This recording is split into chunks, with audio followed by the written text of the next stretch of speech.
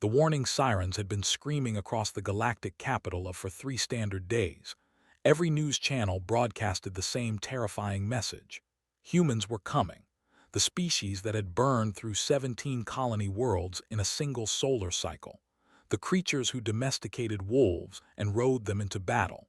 The monsters who invented nuclear weapons and then used them on themselves. These humans were finally arriving at the heart of galactic civilization. High Chancellor stood on the observation deck of the central spire, his 4 arms crossed tightly against his chest. His pale blue skin had turned almost white with fear. Below him, the massive city stretched for thousands of kilometers in every direction. Towering crystal buildings caught the light of 3 suns. Floating transport pods moved in endless streams through the sky. And everywhere, absolutely everywhere, citizens were running. They were packing their belongings onto emergency shuttles. They had already sealed themselves inside their underground bunkers. Even the fearless warriors had recalled their fleets to form a defensive ring around the planet. Nobody wanted to be caught in the open when the humans arrived. Watched a family of struggling to carry their possessions toward the small feathered creatures looked terrified. He understood their fear. He shared it. Every species in the known galaxy had heard the stories about humanity. Humans did not sleep for days when they became obsessed with a task. They consumed poison for recreation and called it alcohol. They kept explosive chemical reactions burning inside metal boxes and used them to cook their food. They had something called competitive sports where they physically attacked each other for entertainment. And most disturbing of all, they smiled when they were angry. The council had debated for months about whether to allow humans into the galactic capital. Many species had argued against it, but the humans had completed all the requirements for membership. They had achieved faster-than-light travel. They had established peaceful first contact with 3 separate species. They had agreed to all the terms of the Galactic Charter. There was no legal reason to deny them access. So the council had agreed, with extreme reluctance. And now the human delegation was arriving in exactly 6 hours. Turned away from the window and walked back into the command center. Dozens of officers from various species sat at monitoring stations, tracking every ship that entered the system. Defense Commander, a massive with gray skin and 6 yellow eyes, approached the Chancellor. "Sir, the human vessel has dropped out of hyperspace. It is approaching the orbital checkpoint." Felt his heart's beating faster. "Show me." The main display flickered to life, revealing the human ship. Had expected something terrifying. A warship bristling with weapons. A vessel designed to inspire fear and demand respect. Instead, he saw something that confused him deeply. The human ship was small, much smaller than standard diplomatic vessels. It had a simple oval shape with no visible weapons, and painted on the side in bright letters that the translation software rendered as Earth Standard were the words "Sunny Days Travel Agency." "What is this?" asked. "Where is their warship, their military escort?" 6 eyes blinked in confusion. "Sir, this appears to be their only vessel. Our scans show 23 passengers aboard, all human, no weapons detected." "That cannot be correct. Scan again." "We have scanned 17 times, Chancellor. The results remain the same.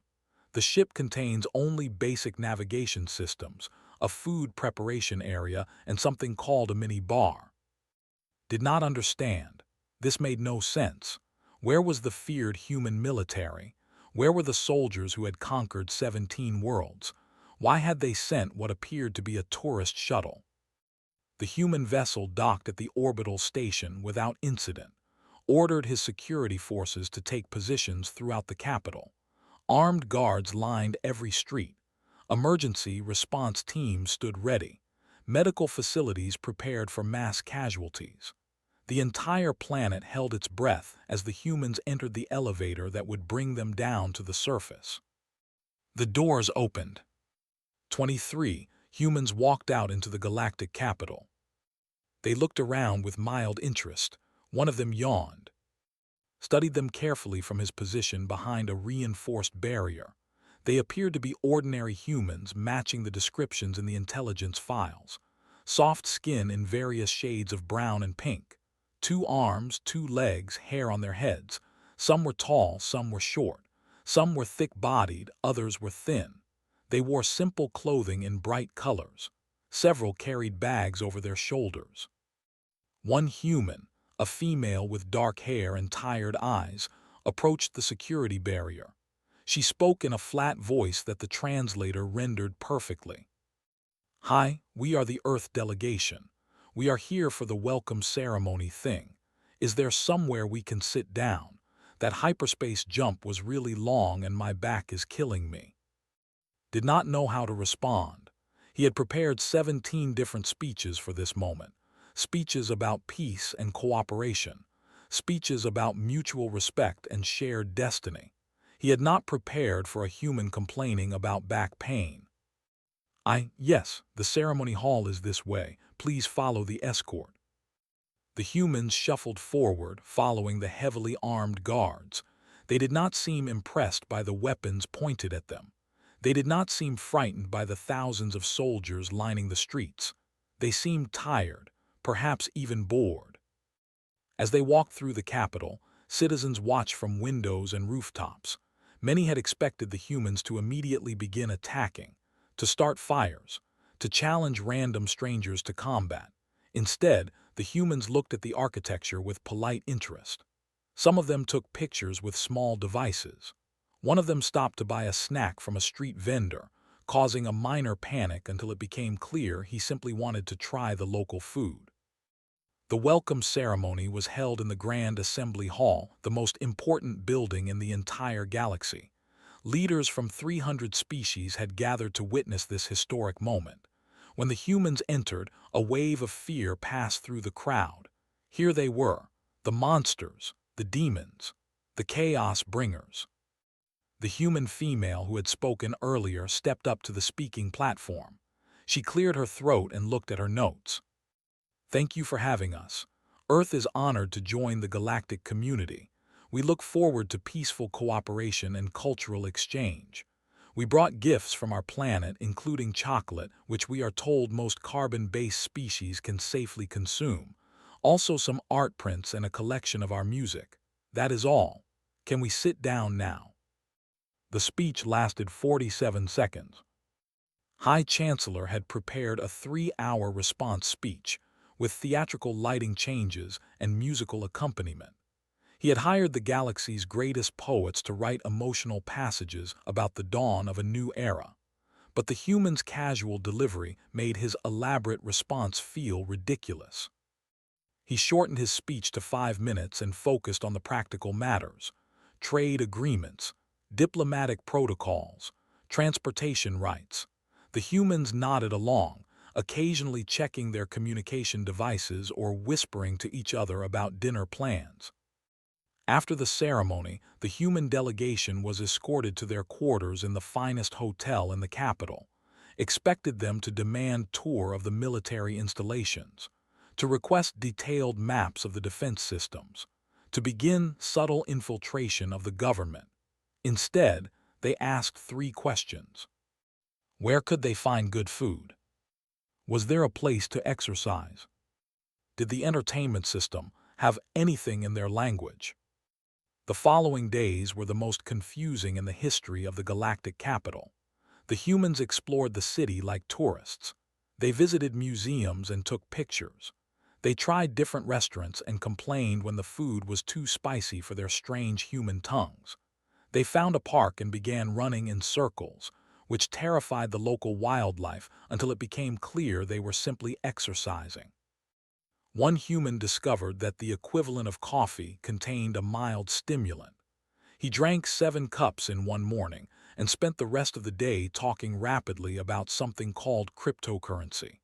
His companions eventually told him to shut up and take a nap. Another human found the public library and spent 3 days reading everything she could find about galactic history.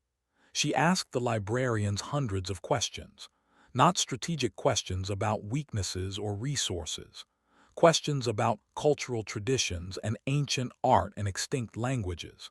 She seemed genuinely interested in learning.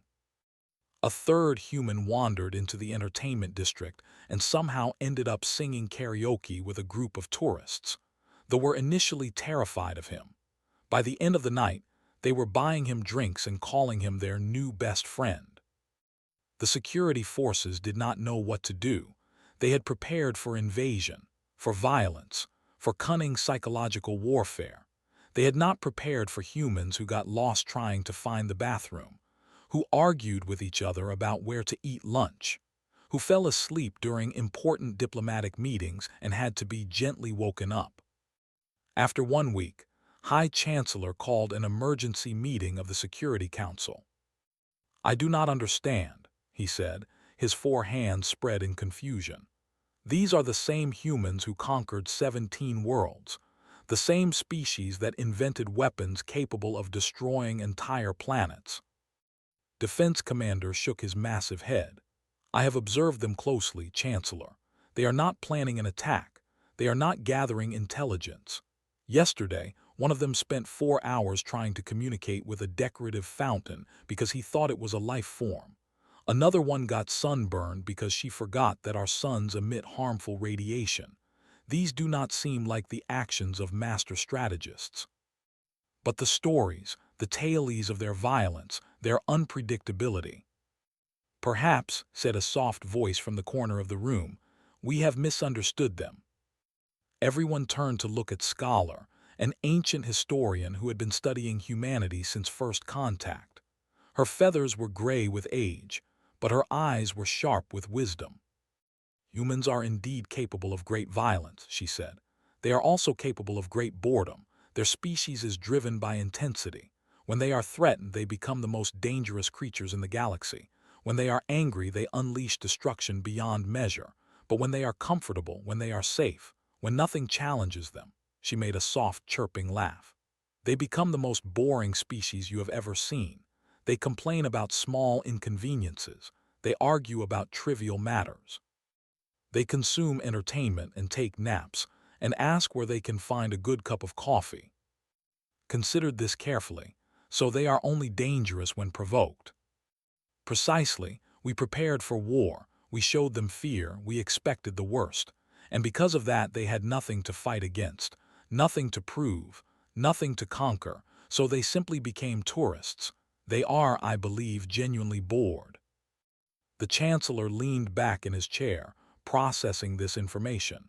For the first time in weeks, he felt the tension leaving his body.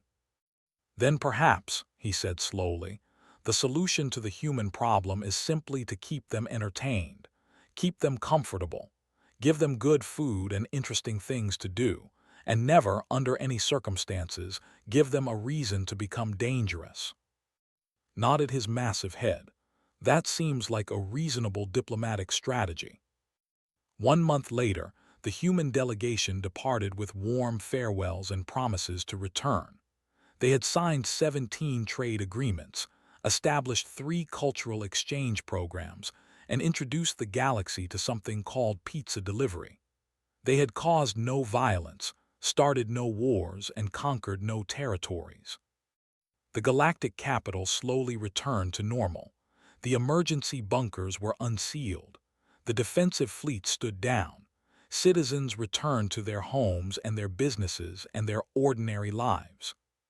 And somewhere, in a quiet office in the Central Spire, High Chancellor drafted a new classified directive for all member worlds.